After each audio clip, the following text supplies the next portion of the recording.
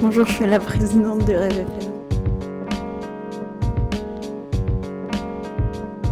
On est la radio étudiante de l'ESSEC et on fait ces petites interviews au début des mardis dans le but de poser quelques questions un peu plus personnelles et un peu plus rapides qui seront écoutées ensuite par les étudiants de l'ESSEC.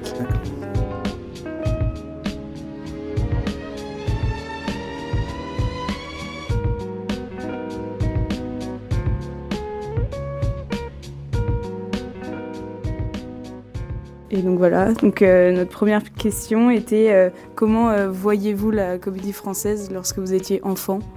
Et vous voulez que je vous réponde rapidement? Mais j'ai eu la chance quand j'étais enfant de n'avoir aucune notion de la comédie française. J'ai fait du théâtre un peu comme tout le monde au collège et au lycée. Quand je suis arrivé à Paris, je ne voulais pas faire de théâtre. Et quand tout d'un coup j'ai fait du théâtre, je me suis renseigné assez tardivement. Et quand je suis rentré à la comédie française, quand on m'a proposé d'y rentrer, je suis allé regarder des spectacles. Je n'avais jamais mis les pieds à la comédie française. Je confondais ça avec la comédie italienne. Donc j'étais à un niveau de connaissance très basse. Mais j'ai souvent remarqué que dans cette maison, comme dans beaucoup d'ailleurs, le fait d'arriver sans a priori et sans fantasme sur les lieux fait qu'on répond objectivement aux sollicitations, à ce qu'il faut y faire. On a une lecture assez nette des choses. Et j'ai souvent vu que les copains qui rêvaient de rentrer à la comédie française depuis l'âge de 7 ans ne s'y retrouvaient jamais dans la réalité de ce qu'elle est. Voilà. Donc j'ai eu la chance de ne rien savoir de la comédie française quand j'étais enfant. Okay. Voilà. Oui, la deuxième question de la part de nos auditeurs, c'était le rôle que vous aviez préféré incarner tout au long de votre carrière d'acteur. Il y en a deux. Il y a un rôle qui est celui de Mesa dans Le Partage de Midi, tout simplement parce que j'ai raté régulièrement la classe libre avec une des scènes de Mesa, Le Partage de Midi. Je l'ai beaucoup travaillé à l'école, j'ai travaillé au conservatoire aussi. J'ai eu la chance de faire ça avec Madeleine Marion, qui était une prof qui avait travaillé avec Vitesse, qui était absolument magnifique sur Claudel. Je faisais ça avec Jeanne Balibar qui faisait Isée, donc c'était un grand plaisir. Et c'est rare d'étudier des rôles à l'école et d'avoir de la chance de les jouer pour de vrai ensuite. Et j'ai joué ça il y a 12 ans avec Marina Hans et Hervé Pierre et Christian Gonon, et je vais reprendre ça dans quelques semaines, 12 ans après. Donc c'est des expériences comme ça, de traverser un rôle à différents moments de sa vie.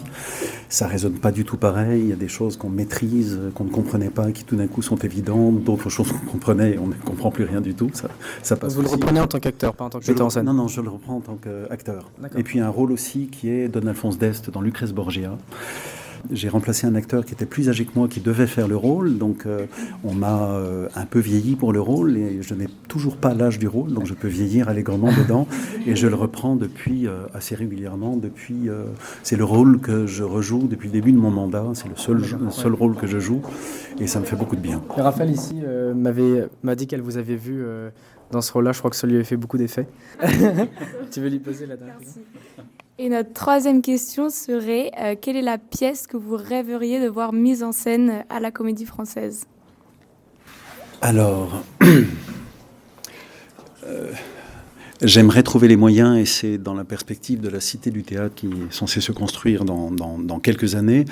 À la Comédie Française, comme on joue en alternance, on a un mal fou à travailler des rôles, des pièces importantes. Voilà, des pièces qui durent 4, 5 heures, 6 heures. On présente Angels in America en ce moment, et on arrive à le présenter parce que Arnaud Desplechin a décidé d'en faire une version extrêmement ramassée, et qu'il s'est dit, je suis capable de faire ça, mais on aurait bien aimé faire Angels in America dans son entièreté, et c'est 6 heures de spectacle pour le moins. J'ai monté un Peer Gynt, mais c'était au Grand Palais, en dehors de la Comédie Française, ça durait 4h30, et Le Soulier de Satin, par exemple, qui est une pièce qu'on adorerait monter, qui est absolument magnifique, mais c'est une grande traversée aussi. Et donc, on n'a pas encore les lieux de faire ça. Donc, c'est plutôt des durées d'épopée dont je rêve, plutôt qu'une pièce particulière. D'accord. Merci beaucoup. Je vous en prie. Une dernière question. Alors, on avait une dernière question qui était, en un mot, est-ce que vous avez pris le parti pris de la modernité en tant qu'administrateur de la Comédie Française ?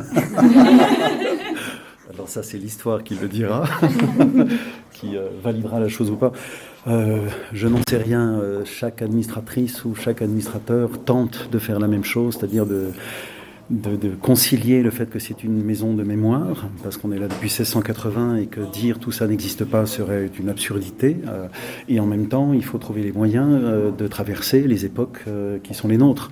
Et de temps en temps, on les traverse et on épouse les choses sans savoir si ce qu'on épouse sera une grande période du théâtre en règle générale ou une grande période de la comédie française. Donc j'essaie de faire en sorte de concilier les deux. Maintenant, c'est l'histoire qui dira si cette période était une période heureuse de cette longue histoire de la comédie française ou non. Voilà. Merci beaucoup. Je vous en prie. Merci beaucoup.